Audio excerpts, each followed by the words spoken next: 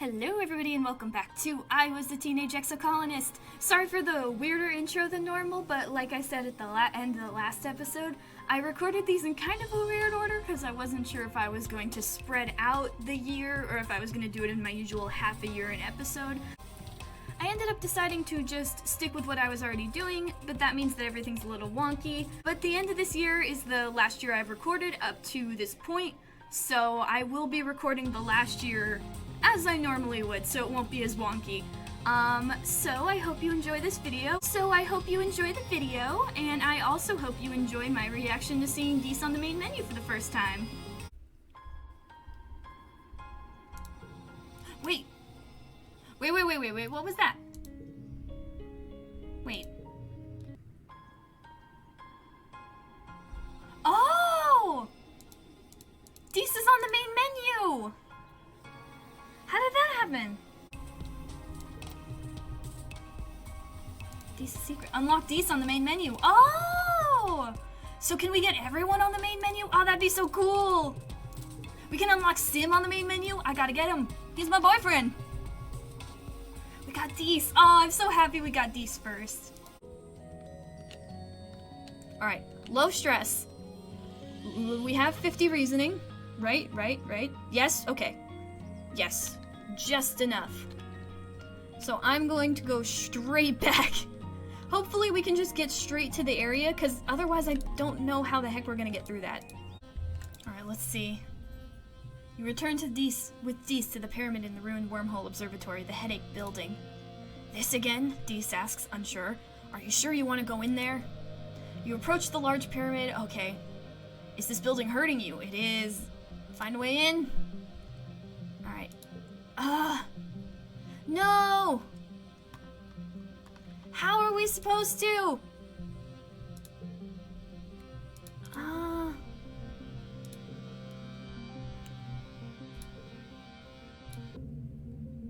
Oh, concentrate! Mind over matter! Oh, yes! Need stress less than 100. Oh, okay, because it was all the way built up. Okay, concentrate. You keep going. At the bottom of the hallway are more crystal panels on the walls, many facets broken. Or are they whole? The walls have crumbled and roots creep over everything, but also they don't. Every time you blink, the room seems to flip and swim between two realities. All the same, you feel absolutely compelled to continue. What is this place? Dees is both there and not there. The part of him which exists looks concerned. We need to leave now, he says. This place is hurting you. There's a round iris door at the end of the hall. Are you sure you want to go any further? Maybe we should leave. I don't know. One more room! You pass through the doorway into a large, square chamber with a sloping ceiling. Your sense of this place, all the vibrations, it's telling you must be directly under the pyramid on the surface. The floor and even the air are thrumming with vibrating energy. Ugh, even I can feel it now too, Dees mutters behind you, rubbing his head. The room is empty except for a raised platform in the middle, which looks enticingly like a bed, which is convenient because you are definitely going to faint this time. You collapse onto the platform and are overcome by a spectacular migraine headache. Feels like your head is going to explode. Focus on the pain! We gotta get through! I got rid of you! Oh, I think I have more than one. 8? Oh, 8? 8. 4. Can I raise that? Wait, 8, 8, 5. Is that any different? No, it's the same.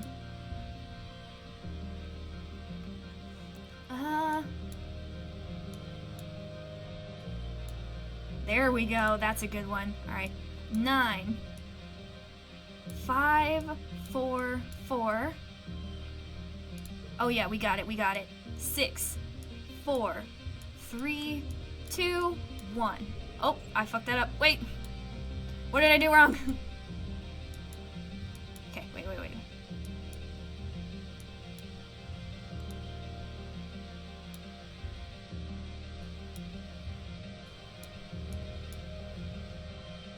Alright, well, whatever I did it right. Alright. You slip into some kind of waking dream. Oh my god, what is going on? +1 bravery, empathy, reasoning, engineering, perception, empathy. Layers upon layers of visions. Dees is your lover, or Mars or Tammy. You're a boy and a girl, or both and neither. Young and old, a farmer, a hunter, a politician. You're dead and you're alive and you've never been born. Time unravels before you, an infinite tapestry crumbling wherever you look. It's It's all very weird. You see the web of possibilities and understanding what time truly is. It's all happening at once, and none of it will ever happen. It's only sheer chance that any one possibility comes into existence, not any intrinsic truth of the universe, of fate. It's just a glimpse, probably over in a second, but a glimpse of an eternity you can hardly fathom. Then you see the wormhole, enormous in a starry sky. You look down and see yourself on a plateau, gazing up at it. You recognize this place, a gnarwood bluff not far from the colony, alive with phosphorescence of glow season. This you seems expectant, as if waiting for something momentous to arrive, something that will change everything. The vision is crystal clear and you feel in control, in a way you haven't since you started having these visions. You know you must go there.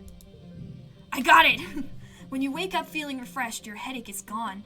You're still a little dizzy, but the room has stopped spinning and has returned to one singular reality again. The vibrations have stilled. Ow, my head! Dee's face fills your vision. Yabby, he exclaims. Yabby, are you okay? Tell Dees what you saw. He listens in awe, and then in dejection as you describe your visions. Why didn't I see it, he sighs. I was here too. I want to know everything. Include the juicy bits! Right on! You tell Dees that you saw visions of yourself and him, being intimate. His face goes red. What? He squeaks. I mean, without my clothes. Oh, he looks away, embarrassed. Tell him about your dreams. You tell Dees about how not only did you see all those visions, but you believe that they're real. You've lived them, or some of them anyway. They're as real as the life you're living now. He listens intently, then nods. I believe you, he says simply. You look at him in shock, but he just reaches out and puts his hand over yours. I know what it's like when people don't. I'm not going to do that to you. You don't know what any of this means yet, but you're one step close to figuring it out. You feel like you've just had some kind of mega prophecy, but it was all too much at once and too hard to understand. Could the convergent domain handle this kind of information? Could they remember past lives like you? Is this what this room, this observatory, was meant for? The only thing you remember clearly from the visions is the image of yourself during glow season, standing at the top of that gnarwood bluff just outside the colony, waiting for something. We got it! Yes! Oh yes, baby! And all it took was blacking out a few times. But we are going to go home. It's Vertumnalia now, right? There's no games this time. This year, Governor Lum's ascension to the Vertumnalia stage is heralded by an entire military band, their instruments shiny and nano-printed new. They march out of command in formation, splitting and forming a phalanx at the foot of the stage as Lum takes his place before you. Spotlights turn on with a heavy ka-chunk noise, illuminating Lum in the halo of floating dust particles. He spreads his arms wide. Hello, Vertumna, his voice booms over the speakers. Are we winning or what? I've seen things, man. I've seen the convergent domain. I've spoken to the overseer. You are not saving anybody. The reaction is mixed. You look around. It's easy to see the ones cheering the loudest are the Helios and people who fully adopted their mentality, like Nem. The Stratos are more reserved, some even silent. Security Chief Rhett is one of them, his usual stony expression hiding his true feelings. Regardless, there's enough cheering that Lum has to wait for it to die down before he continues. We're killing it out there, people, he exclaims. Every day we claw a little more territory from the savage aliens of this planet. A potato pod arcs through the air and lands with a broken splort at Lum's feet, splattering him with juice. You don't see who threw it, but a faction of from Geophonics is looking restless. They begin to jeer and stomp their feet. Lum continues on, raising his fist. Those Xenos attacked us first, and now they're learning. Don't mess with humankind. But we came to their planet first. We landed without... we didn't... you don't understand. Why would you? The crowd is now evenly split between cheering and booing. The Stratos are agitated, and you hear calls for things to return to how they were, and how Lum and his soldiers are killing the planet. Even the council, lined up before the stage and facing the crowd, looks conflicted. That ain't how it is, Utopia turns and hollers at Lum. You don't even know what it's like out there. You just send folks out to die for your stupid war. Utopia hops on the stage and routes her own hearspeak through the speakers. He's lying, she yells bitterly. This year we lost 2 surveyors in the swamp, Sorrel and Quinny. They'd be alive today if Lum hadn't sent them to clear out a manticore den for no good reason. She jams her finger against the governor's chest. The only threat to our colony here is you. Lum's smile doesn't change, but his eyes go cold. He snatches Utopia's hand and calmly, slowly, crushes her holopalm crystal with his thumb. You can hear the crunch of the bones in her hand before her feet cuts out. Utopia yelps as her knees buckle with pain, her bravado gone. She holds her broken hand to her chest and is too shocked to resist when Lum shoves her off stage. The crowd is stunned into silence as well. Lum clears his throat and approaches the edge of the stage, looming tall over the council. "Thank you for your input," he says icily. "Your concerns have been noted. This isn't the buffoon Lum presents on his daily holo-vlogs, or the nuisance he is when he visits a worksite. You see something in his eyes you've only caught glimmers of before. Hatred. You Stratos are lucky we didn't crush you under our boots and take your colony by force," he sneers. "Before we got here, this colony was doomed. You're only alive because I was merciful. Just a bunch of burned-out hippie fugitives. What was your plan for surviving out here? Wishful thinking? Singing songs and talking to animals?" Laughter ripples through the Helios. "You," he gestures to the council, then jerks his thumb at his chest, "need us, not the other way around. I'm done pretending I need to listen to your opinions. If you want to live, you'll do what I say." He stares at Dr. Instance, who glares up at him with hate in her eyes as she tends to Utopia's hand. "Maybe it's time to clean house," he threatens. "We need team players here, ones who share one vision for the future of Vertumna." After a few tense moments, Seek clears their throat. "Ahem, sir, shall I continue with the traditional formalities now?" Lum scowls down at Seek, then throws his hand in the air. "Whatever. Do it if it makes you feel better. You're all cowards." He turns and stalks off the stage, his marching band scrambling to follow him with his exit song. Are we really the cowards when he won't even go outside the walls? He's sending people to do his dirty work for him. As promised, there are no contests this year, but there is plenty of food and alcohol. As the sun begins to set, the Helios, including Vase and Nem, head straight for it and look ready to party into the night. The other team seem less at ease. Dees, quite predictably, has already left. "I'm gonna go find Dees. Fuck you guys." You don't find Dees on the walls, or in the robotics lab, or in any of his usual hiding places. Not even congruence can read his location. You might have an idea of where he could be, though. You creep up on Sim and Dees, meeting in secret outside the colony walls. "Trust me, Dees, I'm not concerned," Sim says, his hand resting on Dees' shoulder entreatingly. "The planet is in no danger of being subjugated by humans." "You don't get it," Dees exclaims. "They're really serious. They're going to use bombs. You've seen bombs, right? Explosions? What if they cut down every tree? Or poison the rivers, or..." Sim smiles patronizingly. "I forget, sometimes, that you're so human," he says, and Dees scowls. "You're stuck in time, unable to see beyond the next 100 years. Even if your species manages to wipe all life from this continent, we will simply bring it back again. It may take 20,000 years, but this planet will outlive you." Dees knocks Sim's hand away and wipes his eyes. "Why are you always so calm?" he spits out. "Other gardeners aren't like this. Other gardeners know that humans are dangerous."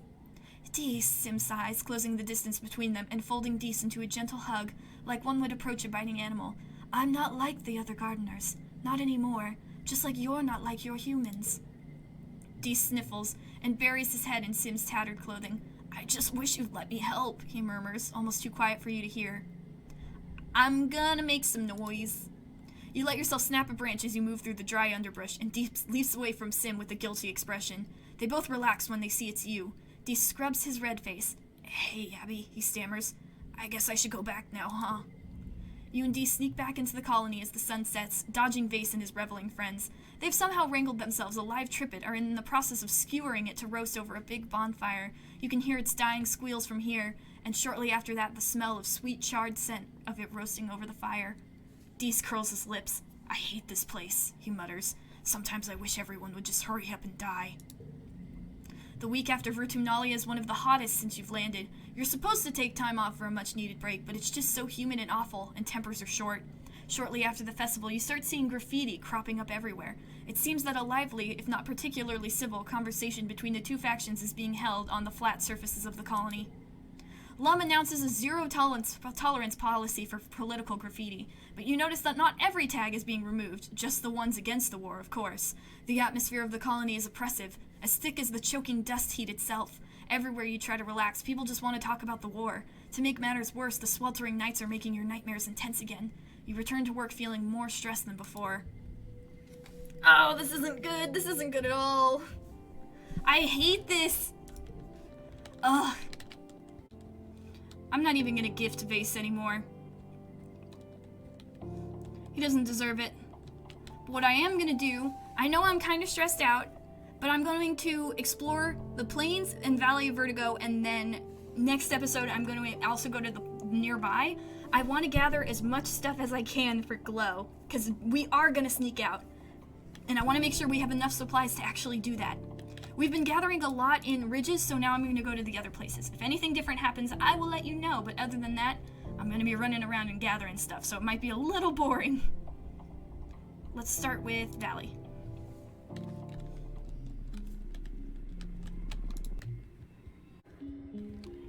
Oh, but this is all really bad, isn't it? Everything's falling apart. Lum is finally showing his true colors and everyone's starting to get violent with each other. This is not gonna end well. Oh, Utopia! The paths are narrow and in constant need of repair. There's a team working here trying to repair where one of the jelly arches has collapsed and covered the path in 30 centimeters of goop. Utopia waves you over. Hey, Gabby, can you give us a hand? We can't get vehicles through here until this is cleared, and it's going to take all day. You might have a better plan. Biology! Glad I leveled up my bio at least. 6, 5, 4. 6, 6. No, wait. 6, 5, 4. Oh, I didn't put my Vricky back on, did I? Oh, I did not. I should do that. 8. Oh, 5, 3, 5, 1. There we go. Hell yeah.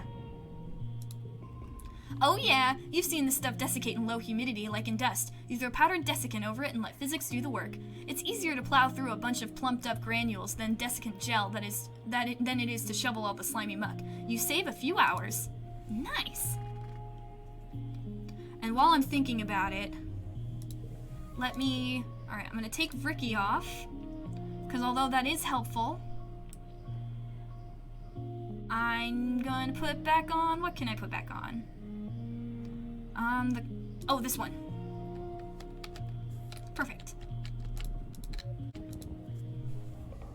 The Valley of Vertigo spans a huge and relatively safe area, so it's rare to see other foragers out here. It's surprising, then, to come across Utopia and 2 other foragers crouching underneath the underbrush. Psst, Yabby! Utopia hisses, beckoning you over. Get over here! You slink over to the other foragers. Through a gap in the underbrush, you spot a terrific sight. A fully grown manticore has fallen into a nest of at least 20 snap ladders, and they're engaged in what looks like a battle to the death. I've got 10 kudos on the snap ladders, she says. I fell into a nest once. I was laid up in the med bay for a week. Poor manticore, one of the foragers says. What a way to go. The last forager snorts. Who cares? After what they did to Hal, every manticore can rot for all I care. Oh, Hal was killed by a manticore? The manticore roars in pain as it's torn apart by the whip-fast, hungry snap ladders. Help the manticore! Especially because I know the Overseer's watching me. It's better to help. I know I'm not, like... Oh, there we go. Hey! Thank you, Rex. Utopia tries to stop you as you burst through the underbrush, dedicating yourself to being the best distraction your weak, fragile human body can be. Enough of the snap ladders turn their focus to you that the manticore is easily able to pick the others off. Crunch, munch, snap. Off go enough heads in the manticore's powerful jaws that the survivors cut their losses, disappearing back into the burrow.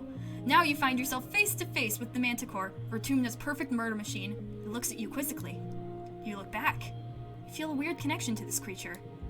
Suddenly, the manticore roars, lunging at you and lashing its great mane. Wisely, you scream in terror and get the hell away.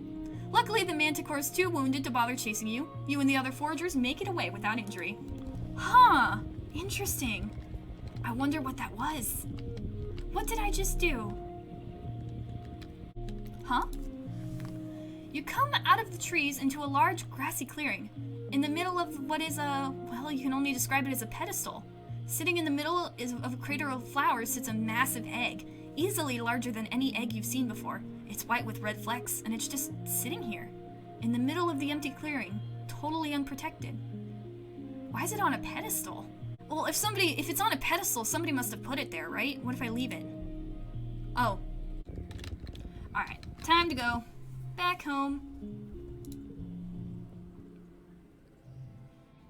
There we are.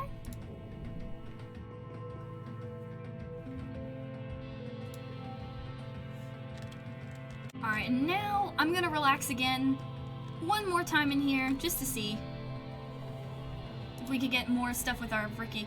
Oh, Your parents' remains have been mixed into the soil here, nourishing the plants from Earth your mom loves so much. You spend time this month cleaning up around their memorial stones and clearing away the weeds. Being here makes you sad, but it's the kind of sad that makes you feel lighter when it's over. Alright, and now we will be relaxed enough that when we go out, we'll be able to gather stuff before we sneak out during glow. Oh. Vase is in the garrison lounge, taking up a whole table with his schoolwork. The way he acts like he emerged from the womb armed to the teeth, it's a little jarring to see him doing something as pedestrian as homework. He sees you and waves you over. Oh, Yabby, you care about all this Xeno shit, he says. Can you help me with this? Nah, I can give it a shot. You struggle to make sense of Vase's homework. The milk capacity and reproduction cycle of a float cow, dwarf moth colony migration patterns, hop-eye communication? You haven't learned any of this stuff yet. Vase watches your face go on a journey as you realize you're in over your head. He laughs as he closes his palm and the projection of his homework winks out of existence. Guess you're not as dweeby as I thought, he says. That's so fucking rude. It's 2 liters per day, by the way, he adds. At your questioning look, he adds, the first question. Float cow milk production, for when you get there. Apparently, Vase knows a lot more about xenobiology than he's letting on. He snickers at your shocked expression. What, you think I'm an idiot who only knows how to hit things? He says, teasing. Not knowing anything about the enemy is the best way to get yourself killed out there. He leans in, a conspiratorial smile on his face. I just wanted to see if you would help. You don't have to lie to get my attention. Oh yeah, Vase says. It worked, though. You know, Vase says, I actually thought this xenobiology bullshit would be hard. First thing I did when I found out I had to take Xeno B was go to that hippie Cal to see if we could work out a deal. You know, he does my homework, I get the guys to lay off bugging him for how he's a prissy little shit, that kind of thing. Oh my god, I hate you! Vase scoffs. Gotta hand it to the guy. He can get loud when he's angry. He said we're a bunch of violent, thoughtless thugs and he hates us and everything we stand for. Can you believe it? He wouldn't be able to waste his time buggering float cows, or whatever the hell he gets up to in geophonics if it weren't for soldiers protecting his stupid ass. He could be the king of shit of Null Hill if he wants to be, Vase concludes, shrugging. I don't need anyone's help. Alright, what the fuck ever. Oh? You're shooting the breeze with Cal in the shadow of the geophonics stone when he leans over and waves at someone over your shoulder. Perk! Hey, over here! Perk jogs over to you. He's a heavy-set adult with tattoos sprawling up his arm that make him look like he's made of marble. He holds out a stack of tiffins wrapped in a sash. Hey, you two. Seth and I were testing out recipes, and we ended up making too much. Figured I'd run some over to you. Cal takes the tiffins and opens the first one. Lentil dal, he exclaims, inhaling deeply. No way! Perk looks proud. Rice in the second one, and a little something sweet in the third. You deserve it with how hard you've been working out here. You eat up too, Yabby. There's more than enough. Park leaves you two to divide the spoils, and Cal goes right to dessert. Having 4 parents is the best, he mumbles around a mouthful of sour sweet cake. Cal's mom, Auntie Tyra, is in a relationship with 3 other colonists. Perk's the newest member of his family, but even then, they've all been together for a while. Cal's always been surrounded by a lot of love at home. Cal swallows his food. You know, sometimes I wonder if I'd want to date that many people, like my mom does, he muses. Like, finding one person who wants to date you and having the courage to ask them out is already hard enough. Bro, my palms are sweaty just thinking about it. Besides, Cal continues, it works fine for my mom, but I kind of feel like if I find someone, I want to just be with them, you know? I want to put all my energy into making them happy. Don't knock it till you try it. Cal shrugs. Bruh, if I'm around it like literally every day, I'm pretty sure I'd know if it was for me or not. The dal is sweet and fragrant and tastes all better for you being made and delivered with love. You and Cal eat your fill before Cal excuses himself to get back to work. Aw, I'm glad he has a lot of love, especially with what he's dealing with right now. Dealing with Vase and all the stupid Helios. Not you, Rex, or Nomi. You guys are cool. You're looking for Mars, so you just follow the sound of arguing until you track her down outside the bridge. I can't believe how short-sighted you're all being, she fumes. Do you think we can just take this planet by force by killing everything that threatens us? It's like you've never thought about anything other than your own ego for 1 second in your stupid life. Who do you think you are? Lum roars. You'd all be dead in the ground if it weren't for me and my soldiers. We're the only thing standing between this colony and destruction.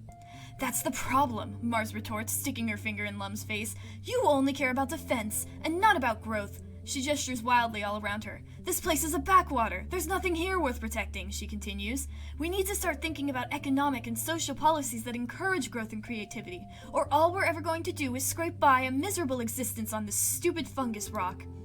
What do you think we're doing? Lum counters. We can't grow until the enemy is defeated. There will be time for all your... He waves his hand at Mars's extravagant outfit. Nice jewelry and fancy clothing when our work is done. He crosses his arms, looking smug. You think you can just walk in here and tell me what to do, little girl? You don't know the first thing about what it's like to run a colony. You just play pretend. At Mars's shocked look, he continues. Yeah, I know about you and your little club, Lum sneers. You're a rich little princess playing politics. You should go back to what you're good at, looking pretty. Oh, bitch. I hate this guy. But I'm gonna let Mars fight her own battle. She knows what she's doing. She's very confident, and I want her to kick your ass. At least I'm doing politics and not jerking off with my buddies about killing things, Mars spits. If every eye in the room wasn't on her before, it sure is now. While Lum is sputtering, Mars tosses her hair over her shoulder and smirks. See? It's not so nice when other people do it, is it? Mudslinging politics is so old earth, she coos. But don't worry, I don't take your lack of class personally. Get out! Lum roars, and Mars turns her on her heel and leaves command, grabbing you on the way out. Thank you, I don't want to be in the middle of his angry temper tantrums. What's up, Dees?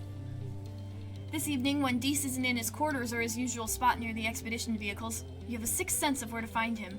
His old secret hideout, in the big drainage pipe under the wall, where he still goes sometimes when he needs to escape and be alone. Sure enough, there he is at the entrance of the pipe, but something's wrong. He's fiddling with a package, furtively. He jerks his head up as you approach, and he clutches it to his chest. You can barely believe your eyes, but you know a bomb when you see one. What are you doing? Dee stares at you for a few moments, weighing the truth. I'm leaving, he says evenly. Noctilistant made me a deal. Sabotage the colony during the next attack, and they'll let me become a gardener. Don't get in my way, Yabby, Dee says. I don't want to have to hurt you. Please don't do this.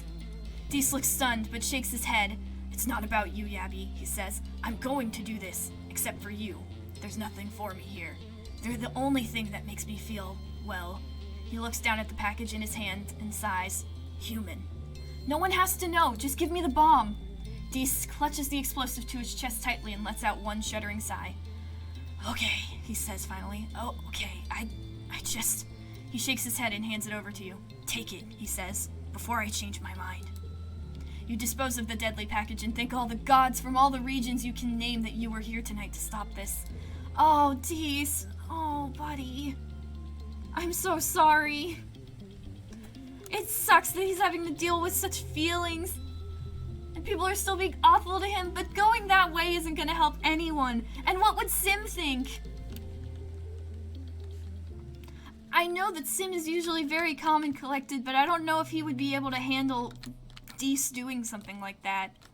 That's not what Sim wants. Nomi, hang on 1 second. Nomi, what's up? You meet Nomi and Dees at the edge of a large, lavender-hued lake. Hey, Yabby, Nomi greets you. We're mapping the edge of this lake and taking water samples. Utopia gave us these cool drones to play with. Want to join us? Dees checks his holopalm map. It'll be faster if we split up. You go clockwise and I'll go counterclockwise. When we meet on the other side, we'll be done. I'll go with Dees. Are you sure? Dees asks. I'm sorry, Nomi. Dees asks doubtfully, as Nomi tries to hide their disappointment. Okay, we'll see you on the other side, Nomi.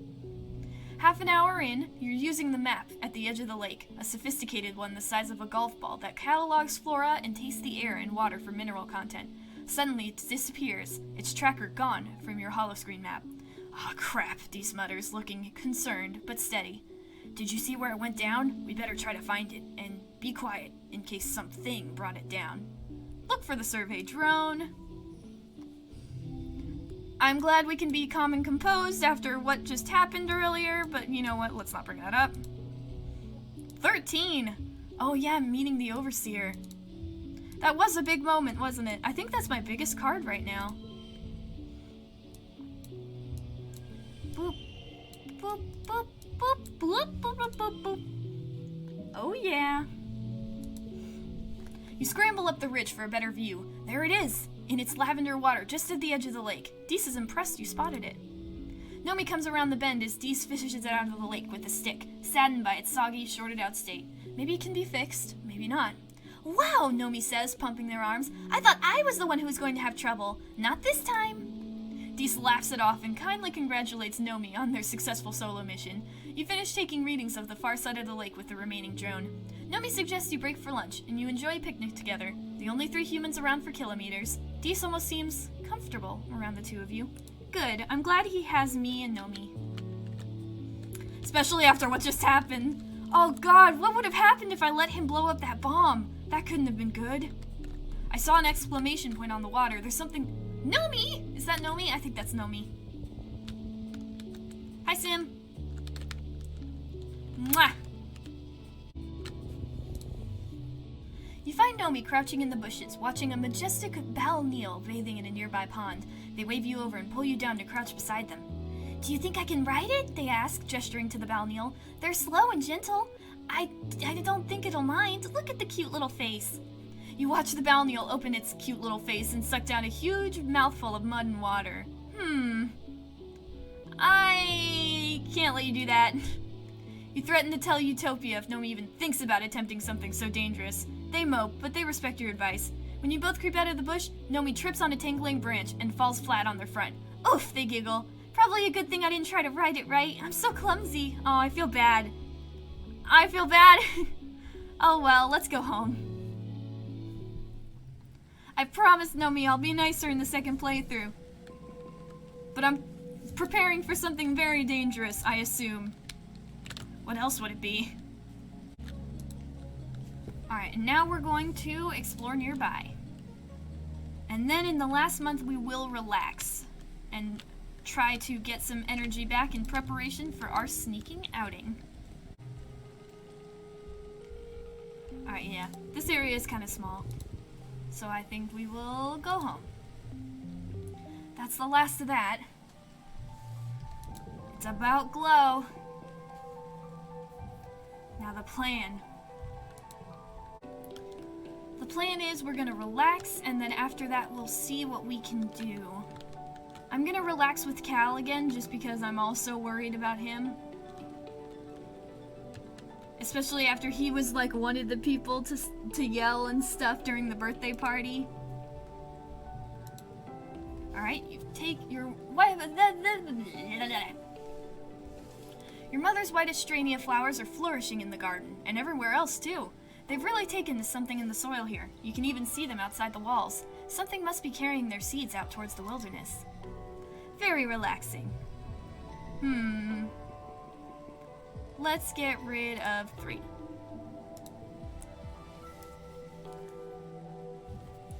And with that, it is Glow.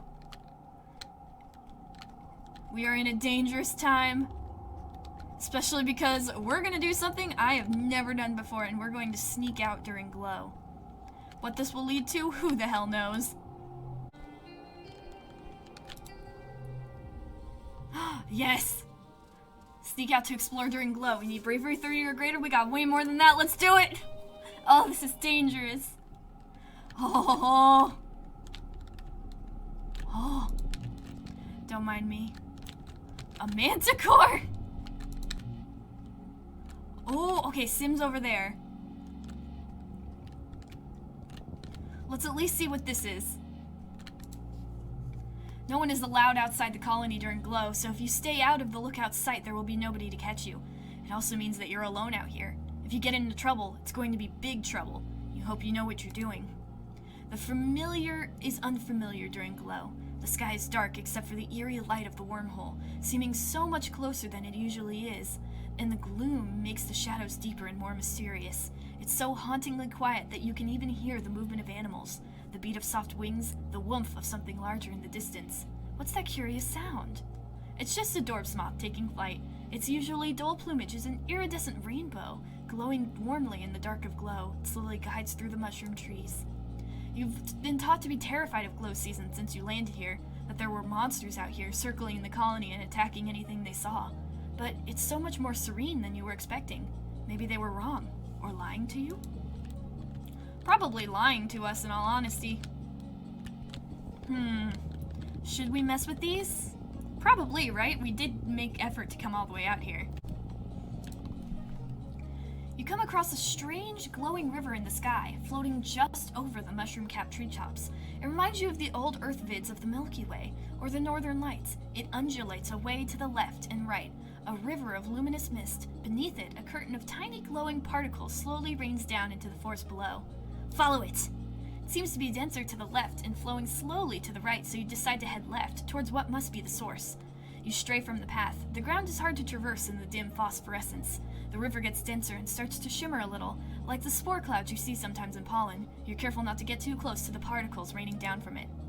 The mist seems to be coming up to something near the ground, somewhere up ahead. It's something big. Something big and moving! The strange river of light is flowing from something on the next plateau. It's heading east, and trailing behind this glowing dust, some kind of spore may be behind it. You could go down into the ravine here and try to keep following it, or safely cross under the eerie stream and continue where you were headed before. Let's keep going. After a harrowing trip through a muddy ravine, you make it up to the next plateau, only to find the Sky River has dissipated. You can't find any sign of what made it. Oh well. Dang it. There's a manticore! You're crossing a section of wilderness here where the plants don't throw off as much luminescence as other parts. It's oppressively dark here. You use your holopalm as a flashlight, focusing the light as a beam to slowly make your way through the cloying growth. The beam of your holopalm sweeps over a familiar form, a manticore. Your heart skips a beat at encountering this fearsome beast in the dark. This manticore isn't the deadly killer of the colony's cautionary tales. Actually, it looks terrified. It backs up against a tree, cowering, its eyes rolling in panic. Oh, buddy. I'll go back and leave it alone. Oh wait, it's still here. What if I keep my light on it? You're too scared to move your light away, convinced it will pounce under the cover of darkness. You try to hold your light steady, but you're shaking. So is the manticore. Then you realize it isn't even looking at you. It's staring into the forest to the right. You slowly grasp that the manticore isn't scared of you, it's scared of something else. It suddenly screeches in fear and bolts off to the left. You hear something absolutely enormous moving in the trees off to the right, where the manticore was staring. It's a deep grinding sound, like ancient trees rubbing together, except there's no wind. You turn off your flashlight and hold your breath. You hear a single loud thump, then stillness again. You wait a full 20 minutes in complete silence. Gradually, the insects chirp and other noises of the forest return, and the glowbugs lazily drift back into the air. You hadn't even realized they were missing, as if the entire jungle was holding its breath too. Whatever it was seems to have moved on. Oh, well, that's only mildly terrifying. Another manticore over there. By Sim. Okay, wait, how many more of these do we have? Only a few. What about over here? Oh, we do have something over here. There's a lot of crystals out here. The area is dotted with huge circles of glowing mushrooms, each one nearly a meter in diameter. The bare, lush grass in the center of the circles looks remarkably lush. Take a closer look. You crouch down to analyze the mushrooms. It's a species you don't recognize, but your holopalm reports that they live most of the year underground and only pop up during glow. This close, you notice that the entire area inside the circles is sunken, and the grass has almost been flattened. Almost like a footprint. But what would be big enough to make this? A faceless? You decide not to wait around to find out. Probably a good call. Alright, we've got 1, 2, Sim. Or well... Oh, it's a faceless! Sim! Shadows upon shadows move against each other and glow, wavering under the gloaming of the mush trees like ghosts. The forest is as still as a creature breathing its last breath. You don't see Sim until you're practically on top of him. Hi, Sugarbug, he laughs, holding you by the shoulders. Miss me? You nearly didn't there. I totally saw you there. Sim smiles. Of course you did. You're practically made of this place. Sim starts walking through the forest, his footsteps finding the path with ease. This is my favorite time of year, you know, he says.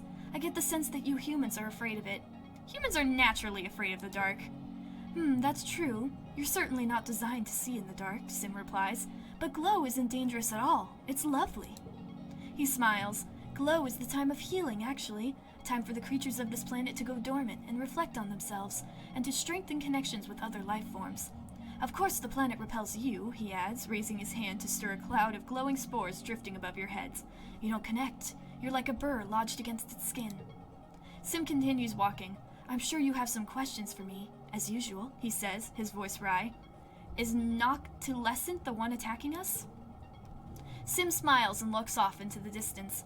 Ah, so you've met. My condolences.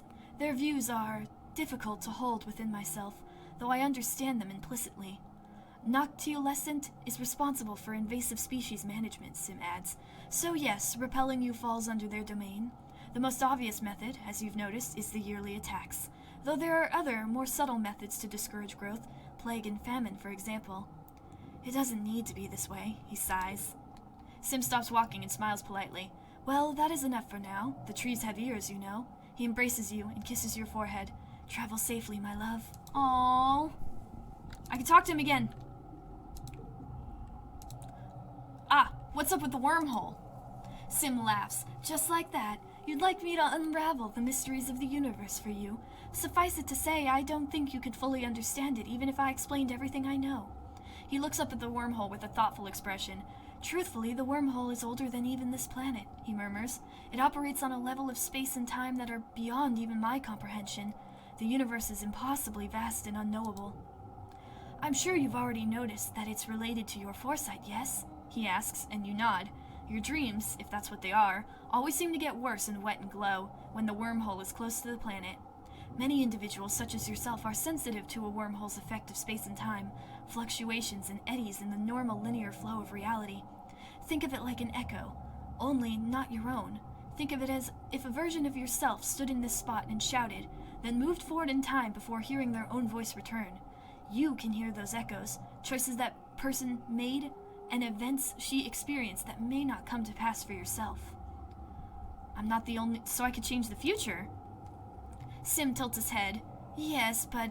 Forgive me for being glib, but that's not what makes you special. All living things can change the future, simply by existing, he says. You see glimpses of what might happen as you do. Sim stops walking and smiles politely. Aw. Interesting. What's up? You come across a sawmill that's been shut down for the season. There's movement inside, and something in there is yipping and moaning in pain.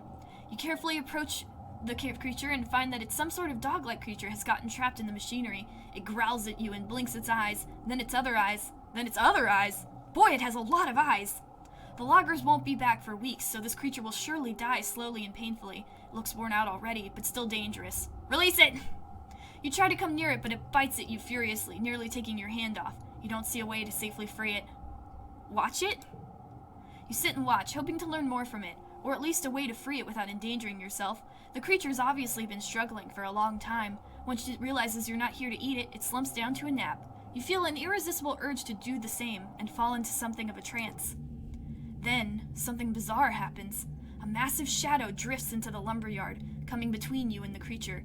You have a sense of an immense presence, something massive but graceful.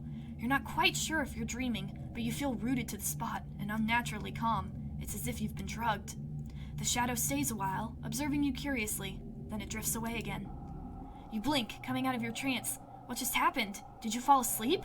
You look back over the machinery and realize the trapped eye beast is gone. You aren't sure if you should feel relieved or terrified. Was it freed or eaten? But you could decide to get the heck away from this place now and ask those questions later. Good idea. There's only one other thing, and it's this. That's a freaking faceless.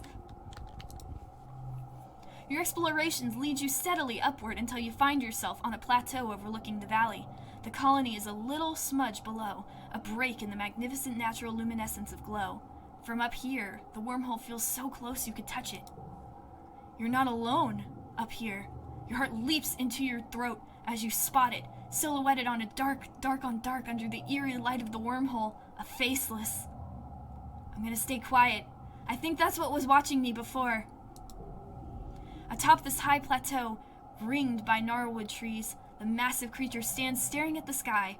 As you watch it, mesmerized, some of its swaying tentacles open up, and a glowing dust oozes from them, rising like smoke into the night. Then, it's gone. The whole entire faceless just vanished, in the blink of an eye. Or did you imagine it? You rub your face, easing the sudden tension that has sprung up behind your eyeballs. Approach where it was standing. There are footsteps here, giant footsteps, each ringed with mushrooms pushed up by the moist soil by the weight of the beast. You gingerly realize you're standing in the middle of one. The Faceless, if one was indeed here earlier, could crush you as flat as the grass beneath your feet. You find signs of it. Trees have been knocked down in a circular pattern, and the bushes and grass have been pushed up into one big mound, leaving the rest of the plateau clear. You remember this place now. From your visions, from under the pyramid and the resting ridges, and from long before that, you feel as if you've always known. Something important will happen here, soon. Then let's wait. You stare up at the wormhole, immense in the sky above. Just as you remember doing in your vision, you wait. Wait. You wait. You wait. You yawn and check your holopalm. It's hard to keep track of time during glow, but it's getting late. You look around, but nothing has changed. The trees are perfectly still. All we can do is wait. You wait. You wait. The wormhole seems especially huge right now. Is it always so big? You imagine you could see whole galaxies in its slowly spinning arms. Tiny flecks of rainbow light being sucked into the black hole in the center. But it's so much closer than a galaxy. So close it could swallow you and all of Vertumna in its hungry, ethereal maw. You wait. You wait. You wait. The forest seems to get quieter, as if it's expecting something. The wormhole swells as you stare and stare into its depths. It's been hours. It's now well past the middle of the night. You're exhausted, but you can't look away. You feel hypnotized. You wait. You wait. You've always been waiting. You always will be waiting. Staring up at the wormhole, being sucked into its depths, a shadow falls over you. Look at the shadow. You slowly lower your gaze from where you've been staring at the wormhole for hours, your neck stiff and sore. Straight ahead of you, what you'd earlier thought was just the shadow of a tree, is the Faceless. It was there all along, watching you. It takes a heavy step forward, then another.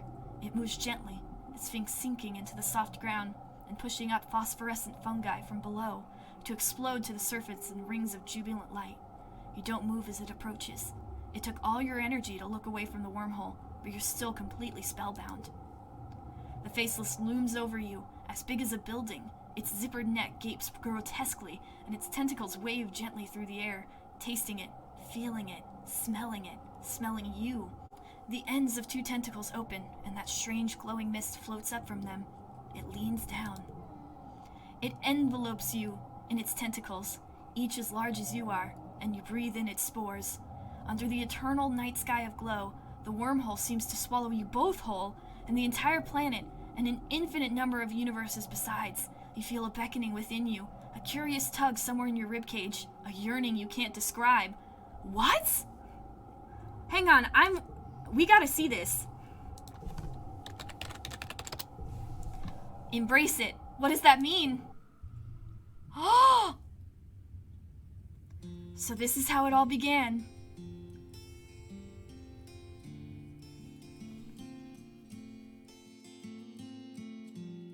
Transcended time.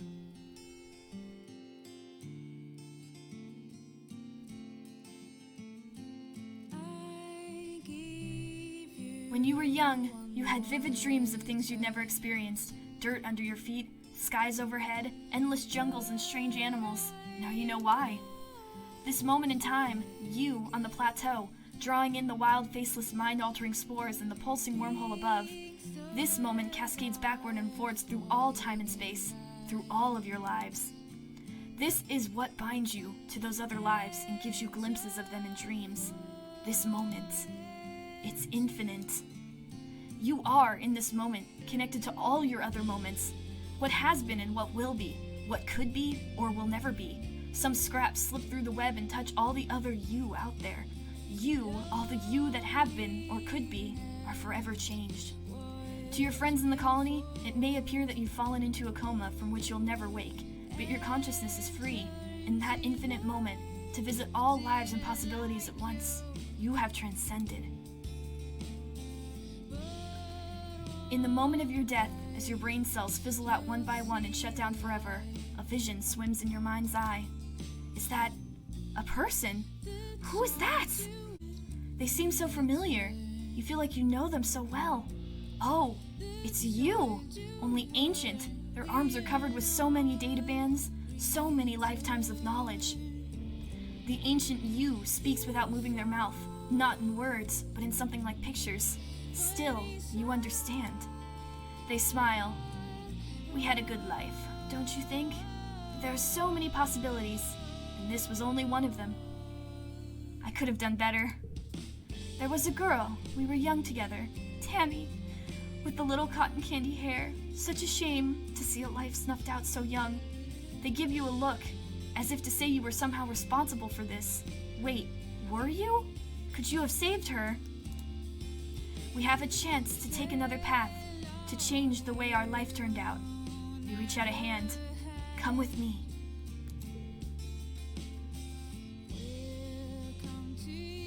Whoa! That's an ending!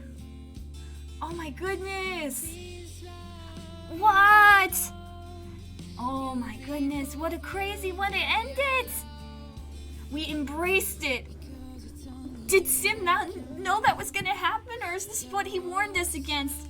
Oh my goodness, what an ending! So do we start our new life then?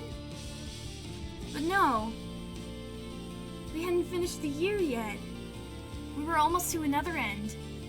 Maybe we should go that way first. I'm sending the timeline back.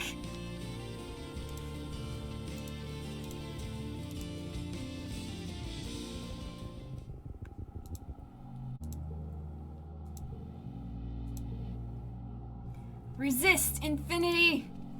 You aren't ready. A small part of you demands to stay here, on this plane of consciousness.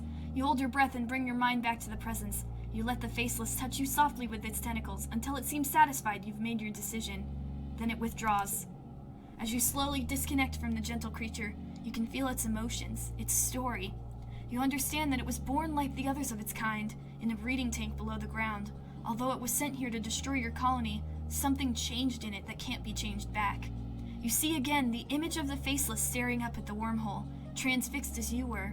It no longer feels the pull of the ley lines, the thumpers, the forces that were used to control it. It no longer constructs or an avatar, but a free being. It only feels the dance of the wormhole now, and the natural rhythms of life itself. You stand completely still, arrested by the sudden understanding that sweeps over you. The faceless retreats to a large mound of the grasses and bushes at the under end of the plateau.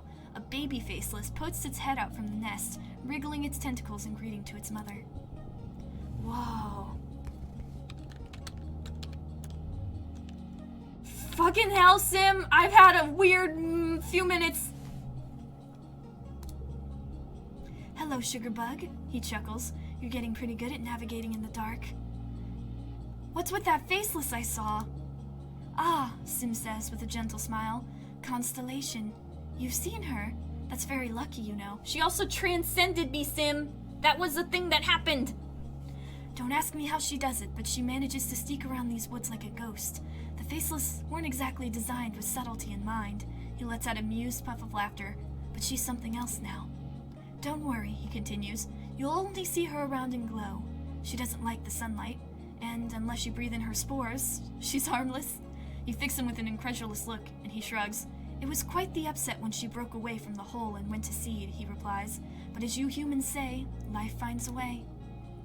Sim stops walking and smiles politely. Aww. Wow. So we have gotten one ending, but I'm gonna keep going. That is an interesting ending, so that is one of the ways to end it. Oh, but that was so amazing. We can transcend like that. Oh god, that's so cool. We saw ourselves, and ourself specifically talked about Tammy. But that's where it all began, wasn't it? Tammy was the first one to die. Oh, I can't wait for the second playthrough. But we have to keep going. We have one more year, starting with this glow attack. Whatever the hell's about to happen. Let's find out. I have been changed in many ways. Oh god! You're heading to bed when the sirens begin to wail, heralding the beginning of the yearly xenofauna attack. Outside your window, you see the soldiers begin to form up. This year, Nem is heading her own squad. You see her red hair bobbing along with the others as she rushes to defend the walls. I can't stay and hide. I gotta follow. Nem looks at you in surprise, but nods when she sees you're ready to fight. Someone hands you a plas rifle, and you join her squad on the walls. You stand shoulder to shoulder with Nem and watch the Xenos mass on the far side of the firebreak. Look at them all, she says darkly. They just keep coming. More and more every year. What are they even waiting for? Why don't they just attack already? That's because we're waiting for a certain gardener. She shoots a look at the rest of her squad, all of them Helios, mostly young adults like you, and lowers her voice. I just want to get it over with, you know? She confides in you. These Helios learned to march before they could walk. I want to prove I can handle myself as well as they can. She runs her fingers down the barrel of her blast rifle, where she's stenciled in the name Kombucha. A lowering in the forest draws your attention back to the enemy line. The walls of animals is approaching in eerie unison, their footsteps drumming a rumbling tattoo across the ground. Nem clutches her rifle tightly. Okay, here goes. The animals approach the wall at a steady pace, but stop short of the walls. Instead, they mill around outside the colony, near the garrison. In the eerie silence, you hear the sudden crackle of a blast rifle fire, and a flying creature falls to the ground. You hear Security Chief Rhett from his post on the walls, telling his squad to hold their fire. His voice rings through the still, expectant air. The Xenos are just standing there. It's so quiet. Is he waiting for the bomb? Is that what he's waiting for? The animals appear to be waiting for something. The uncomfortable impasse stretches into minutes, until finally Nem tilts her head like she's hearing orders through her hearspeak. Oh, okay, we're just going to attack them, she says, her voice lilting up, almost as if it's a question. Her Helioborn squad mates look at her with unsure expressions, but Nem nods. Yeah, to the walls. Open fire. So they were waiting for the bomb, weren't they? Because Noctulescent gave the bomb to Dees.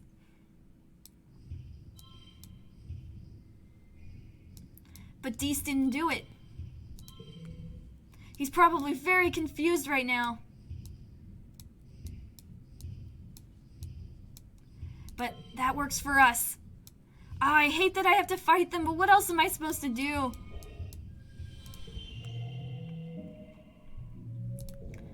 You and the others open fire, joined by squads at other points on the wall. The creatures continue to mill around as they're cut down by a hail of crackling blast rifle fire, seemingly unbothered.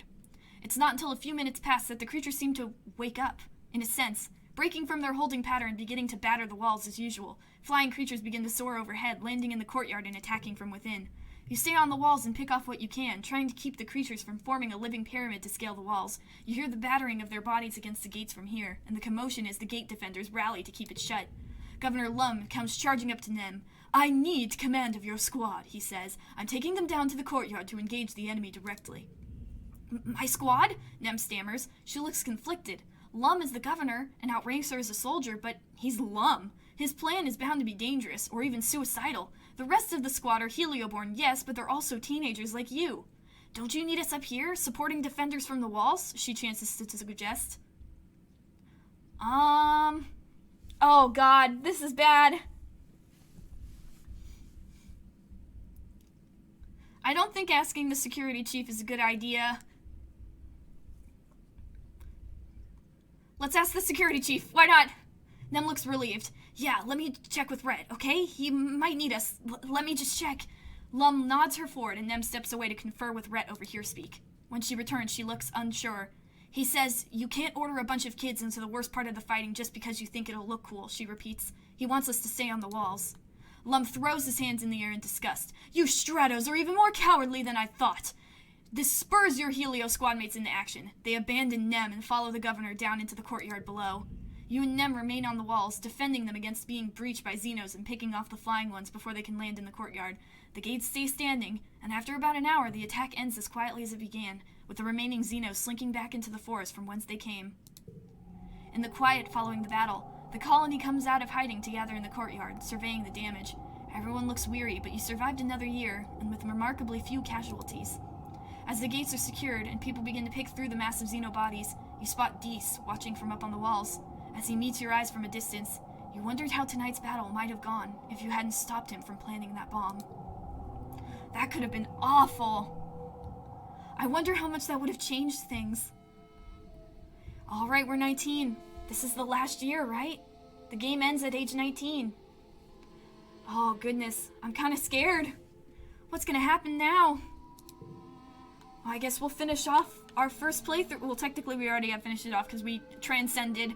But we're still going, and so we're gonna finish everything off next time. We probably only have like a good few episodes left of this one, and I'm nervous about how it's gonna go with all the tension that's been building up, but we'll learn all about that next time.